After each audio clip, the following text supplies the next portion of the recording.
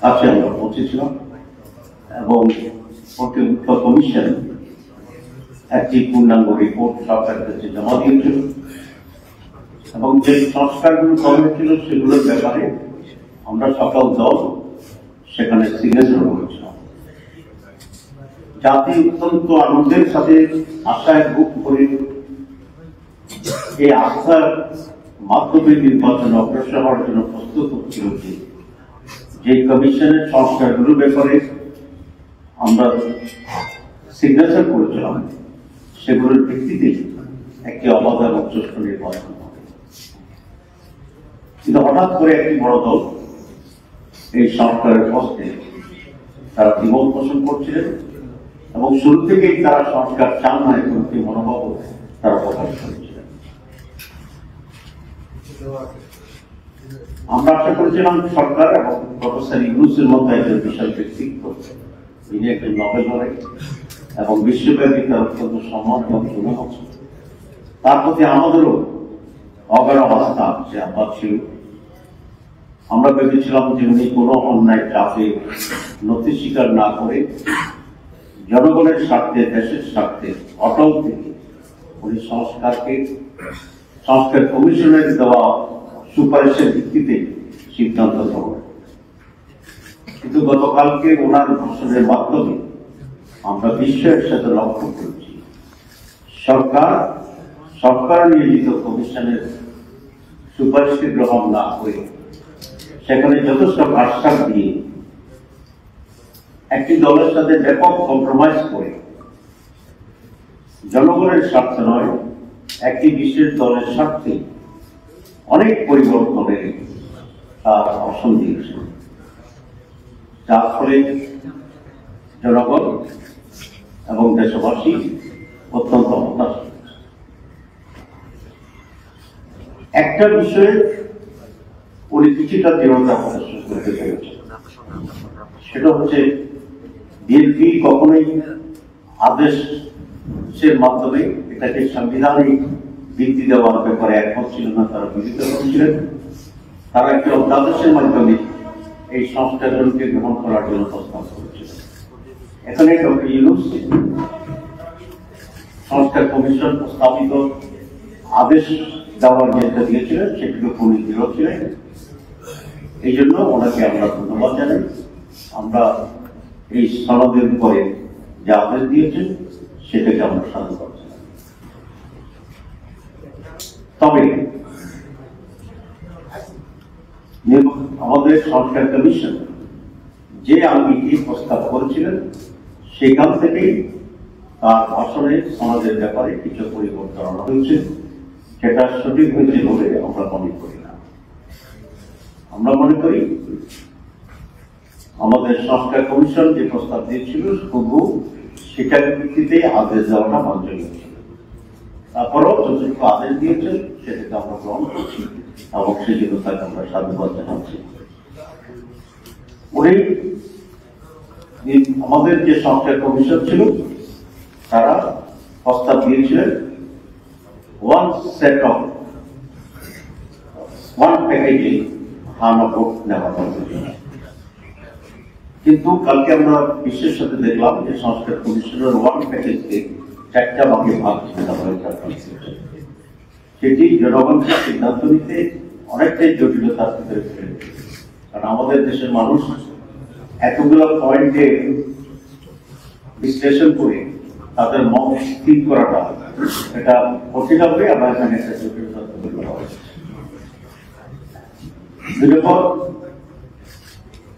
ঐক্যমত্য কমিশন যে প্রস্তাব করেছিল যে সেখানে নোট অফ ডিসেন্ট দেওয়ার কোন সুযোগ তারা রাখে না।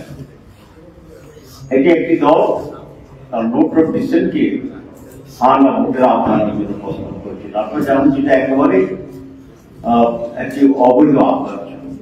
আর নোট অফ ডিসেন্ট হচ্ছে কোন একটি দলের তার মধ্যে ভিন্নতা আছে, কিন্তু ভোট হবে যেটা কমিশন সিদ্ধান্ত নিচ্ছে সেই সিদ্ধান্তের ভিত্তিতে।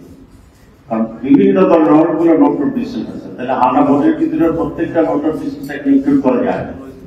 নোট অফ ডিসেন্ট মানে হচ্ছে একটা সিদ্ধান্ত হয়েছে, আমি তার বিপরীতে আছি।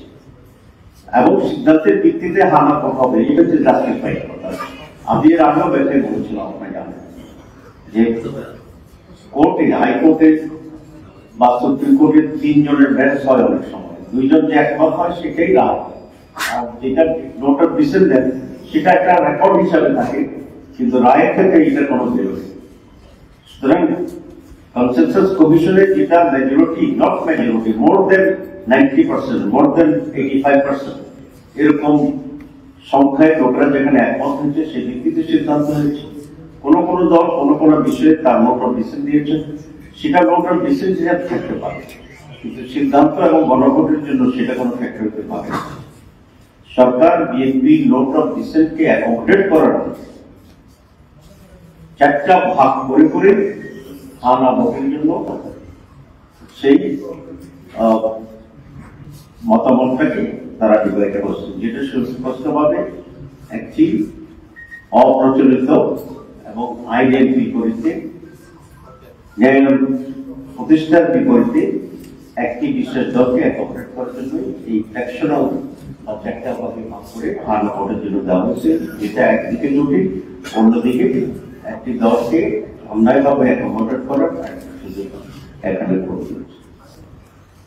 3 নম্বর যেটা, সেটা হচ্ছে আপনারা জানেন যে আমাদের ঐক্যমত্য কমিশন বলেছিল যে এই সনদের আদেশের পরে যারাই নির্বাচিত সরকারে আসবেন তারা 180 কার্যদিবসের মধ্যেই এগুলোকে সাংবিধানিকভাবে অন্তর্ভুক্ত করতে হবে, আর যদি না করে এটা অটোমেটিক্যালি গৃহীত হয়েছে বলে বিবেচিত হবে।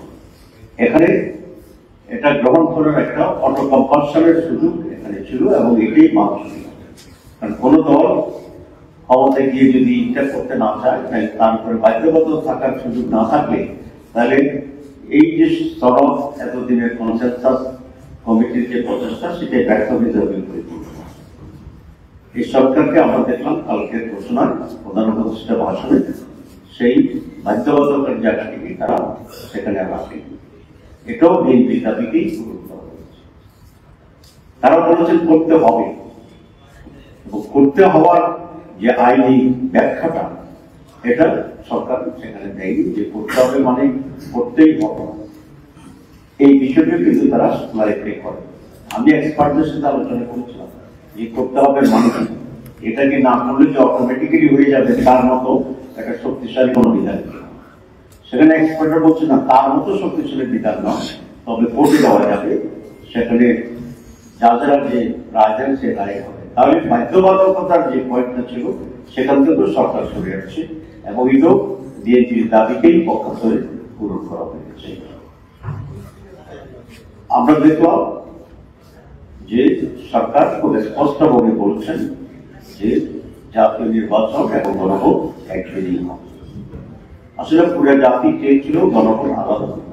আপনারা দেখেছেন গণভোটের প্রশ্নে কতগুলো বেসরকারি সার্ভে সংস্থা ওপিনিয়ন যারা বিল করেন তারা অনলাইনে সার্ভে করেছে, এবং সে অনলাইনে দেখা গেল যে 80%-এরও বেশি লোক আপনার গণভোট আলাদা দিলে জাতীয় নির্বাচন আগে করার পক্ষেই সেখানে মত করেছে।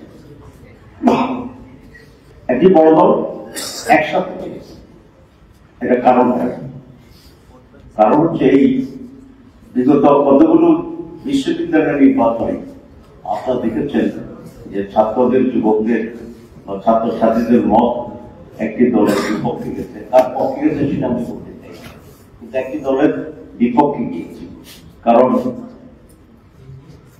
আওয়ামী লীগের দেশ থেকে বিতাড়িত করার যে টেকনিকটা ছিল সেটা ছিল দুঃশাসন, লুটপাট, অত্যাচার, হত্যা, গুম ইত্যাদি।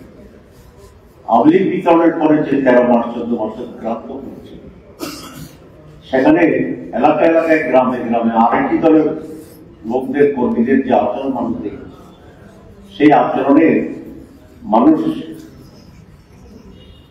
তাদের ব্যাপারেও একদম নেগেটিভ মনোভাব তৈরি হয়েছে, যেটা রিফ্লেকশন হচ্ছে বিশ্ববিদ্যালয়।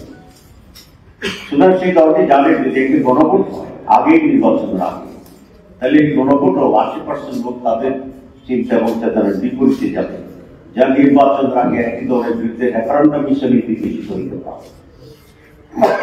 সে আশঙ্কা থেকে তারা বলছে যে গণভোট আসলে জীবনেও মানবে না, মানে তো শক্ত কথা। তো কিন্তু সরকার তাদের এই দাবির প্রতিও নথি স্বীকার করে গণভোট এবং জাতীয় ভোটকে একদিনই করার ব্যাপারে সিদ্ধান্ত ঘোষণা করেছে। আমরা যারা এখানে আজকে 8 দল আছি, যারা মেজরিটি জনগণকে আমরা রিপ্রেজেন্ট করছি, এই 8 দলের পক্ষ আমরা সবসময় বলে আসছি, জনগণ বলে আসছে, এবং যে বেসরকারি যে আমরা সার্ভে রিপোর্ট দেখলাম সেখানে জনমতের যে রিফ্লেকশন হয়েছে সবটাই ছিল গণভোট আলাদাভাবে জাতীয় নির্বাচন আগে করতে হবে, কারণ গণভোট হচ্ছে সংস্কারী শক্তি আর জাতীয় ভোট হচ্ছে সরকার গঠন, দুটি একেবারে ভিন্ন জিনিস ছিল। গণভোট যদি একদিনে হয় তাহলে আমরা পরিষ্কার বলছি যে সংস্কারের যে ইস্যুটি আছে আনার, সেটি সেদিন গুরুত্বহীন হয়ে যাবে। প্রত্যেকটি দল তার সবসময় নিজ দলের পক্ষে জনমত ভোট পাওয়ার জন্যই সেদিন তার সম্পূর্ণ মনোযোগী হবে। সুতরাং একই দিনে যদি হয় তাহলে সংস্কারের গণভোট সেদিন গুরুত্বহীন হবে এবং সেখানে খুব কম লোকেরাই এই ভোটটি দেওয়ার ব্যাপারে আগ্রহী হবে, বরং প্রত্যেকটা দল তার দলের পক্ষে জনগণকে একমত করার জন্য, পজিটিভ করার জন্য চেষ্টা চালাবে। এটা একেবারেই মিনিমাইজ হয়ে যাবে এবং গুরুত্বহীন হয়ে যাবে। যদিও ভোট সেদিন মানুষের মনোযোগের অভাবে কম হবে, তাহলে যারা সংস্কার চাচ্ছে না তারাই সেদিন আবার এই প্রশ্ন যাবে, যেহেতু গণভোটের ব্যাপারে ভোট কম হচ্ছে, সুতরাং এটা জনগণ চাইনি বলে বিবেচিত হোক এবং তারা সংস্কার থেকে সেদিন চলে যাবে। এটা একটা ফাঁক আমরা মনে করি, এবং আনফর্চুনেটলি এই সরকার বুঝি হোক না বুঝি হোক, ইচ্ছাকৃতভাবে হোক অথবা ষড়যন্ত্রের শিকার হয়ে হোক, তারা একটি দলের সে ফাঁদে পা দিয়েছে এবং সংস্কারকে প্রায় গুরুত্বহীন করে ফেলেছে, প্রায় গুরুত্বহীন করে ফেলেছে। এর আগেও আমরা দেখেছি যে এই সরকার এই দলটির প্রতি নানাভাবে তাদের আনুগত্য অথবা তাদের দুর্বলতা প্রকাশ করছে। সেটা শুরু হয়েছিল লন্ডনে গিয়ে নির্বাচনের তারিখ ঘোষণা করা, অন্যান্য দলগুলোর সাথে আলোচনা না করেই নির্বাচন কমিশনের রোডম্যাপ ঘোষণা করে দেওয়া, এবং বিভিন্ন সময়ে তাদের আচরণে একটি দলের দাবিকে অধিকতর গুরুত্ব দেওয়ার যে প্রবণতা, সবটা মিলেই আজকে জাতির কাছে এটা প্রতিমান হয় যে এই সরকার এখন আর নিরপেক্ষ সরকার নয়। এই সরকার একটি দলের প্রতি অনুগত অথবা একটি দলের প্রতি দলকে ক্ষমতা আনার জন্য যেন একটি নির্বাচন আয়োজনের জন্য তাদের প্রচেষ্টা আছে বলে আমরা মনে করি।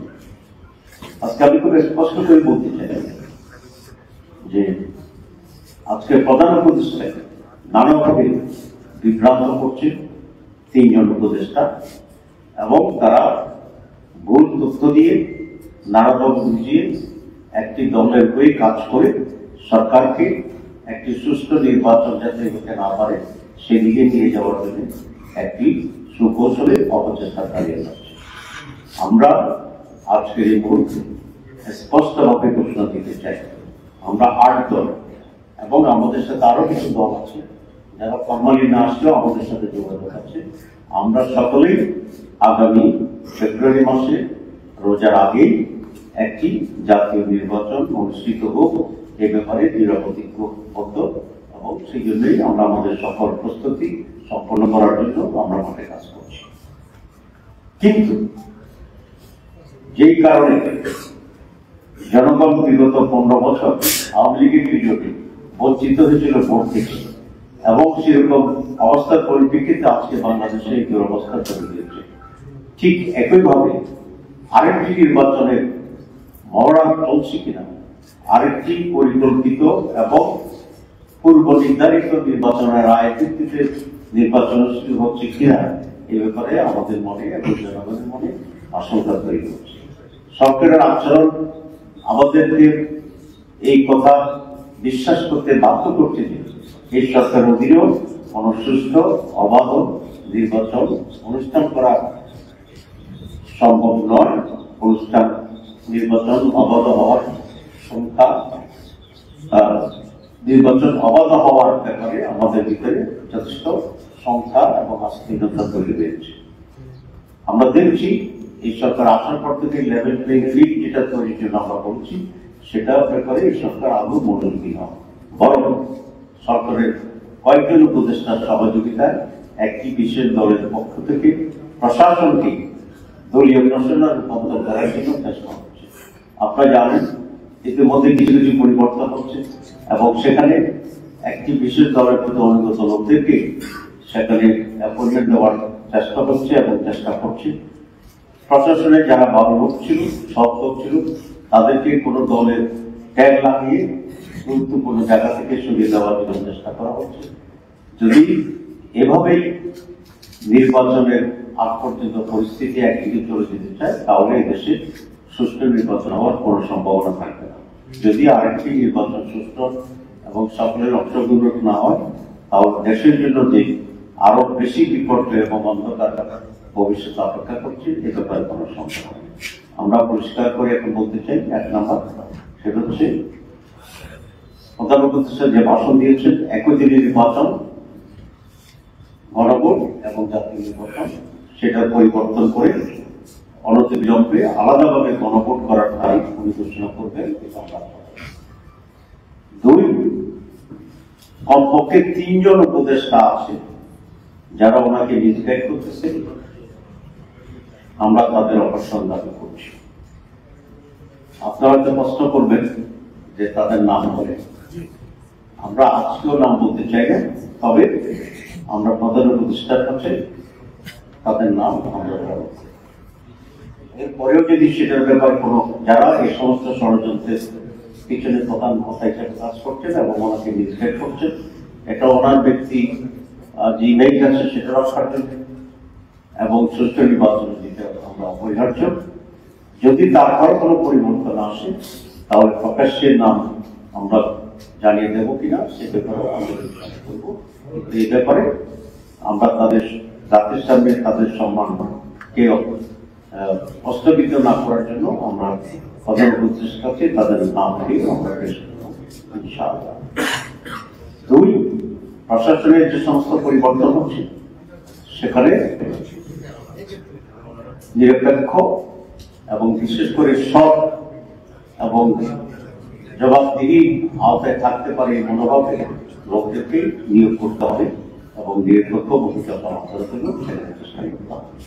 তো